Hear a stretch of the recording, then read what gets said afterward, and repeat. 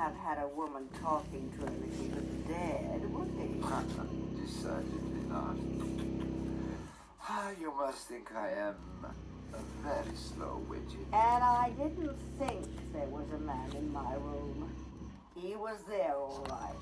And what's more, I've got proof of it. You see this button? It's certainly not one of mine. I found it this morning when I got up.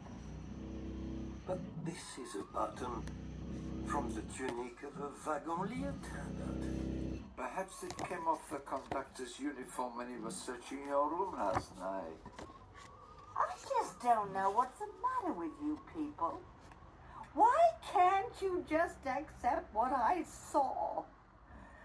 I was reading a magazine. When I turned the light out, I placed the magazine on a little case that's standing over by the window. Have you got that? Yes, madame.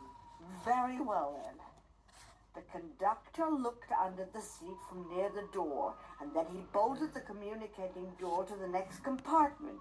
He never went anywhere near the window. He was only in my compartment a minute or so. Well, this morning, that button was lying right on top of the magazine. What do you call that, I should like to know? That, madame, I call evidence. So now do you believe that the killer was in my compartment last night? Well, do you?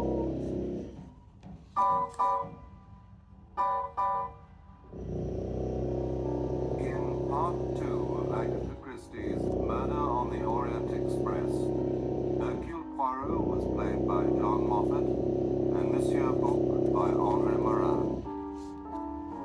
Mrs. Hubbard, Sylvia Sims. Pierre Michel, Frank Windsor. Dr. Constantine, Peter Polycarpou. The Queen, James Telfer, and Masterman, Desmond Llewellyn. The music was composed and played by Michael Haslam. Murder on the Orient Express was dramatized for radio by Michael Bakewell and directed by Enid Williams.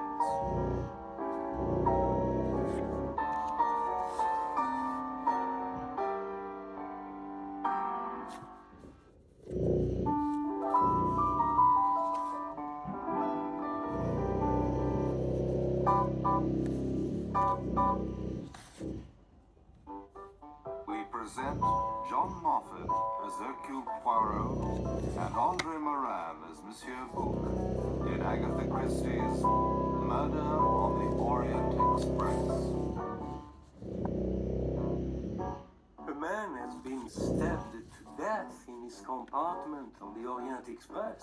A man whom anyone would have wished to kill. The kidnapper and murderer of the Armstrong child. And the person responsible is still with us because the train is engulfed in a snowdrift and no one can get off. One of the passengers, Mrs. Hubbard, swears that the killer was in her compartment. If it were not for my old friend Hercule Poirot, I would be at my wit's end.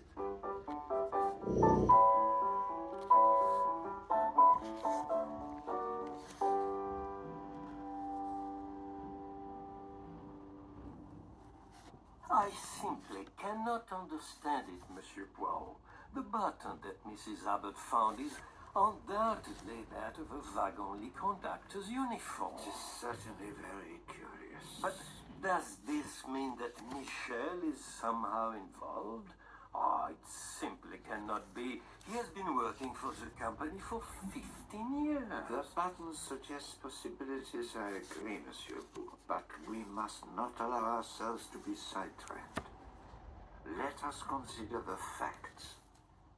The murdered man of Ratchet was the kidnapper and killer of the Armstrong baby in America. Our most likely course of investigation is to pursue a link between one of the passengers and the Armstrong family. We still have 8 passengers to question. In the first class, there are Princess Dragomirov, Count Andreny and his beautiful young countess, Colonel Arbuthnot, and Mr. Hardman. Who is an American, if I'm not mistaken. And then there are the passengers in the second class you have not yet interviewed. Fräulein Schmidt, the princess's maid, Antonio Foscarelli, Miss Dabenham, and the Swedish lady, Miss Olsen. The one who looks rather like a sheep that has lost its way. We. Well, let us commence with her. And the dead man was responsible for this terrible crime? Yes, mademoiselle. And to think that I nearly walked into